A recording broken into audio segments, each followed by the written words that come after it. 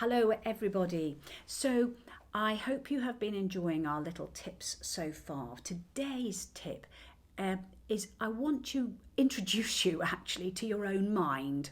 And our minds are clearly rather complicated bits of kit, but half the time we don't understand what makes ourselves tick or why we get into the state that we do about certain things, or why other people get into a state about certain things when we don't.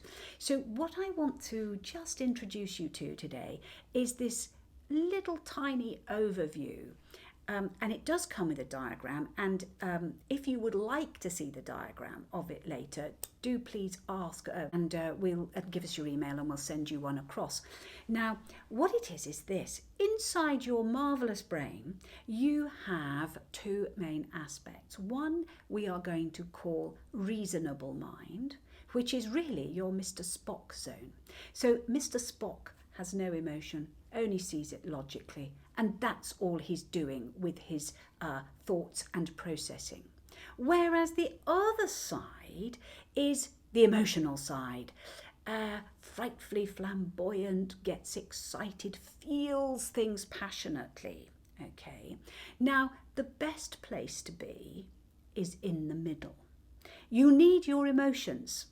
There's another whole teaching on that. But you also need to be able to reason. In the middle of these two is a very small intersecting place called wise mind. And this really is a mindfulness trick.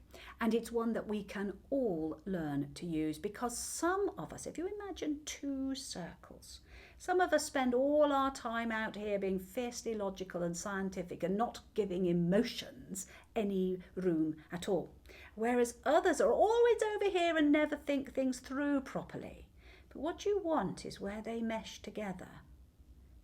That's wise mind. It takes the best of both sides, which is classical dialectical thinking, the best of both sides, and brings them together to make a stronger central place. So I would suggest you have a wee look at are you mostly reasonable, or are you mostly emotional? How much time do you spend in wise? Can you notice it when you're in wise? Why not have a go and see what you can discover about your very own mind?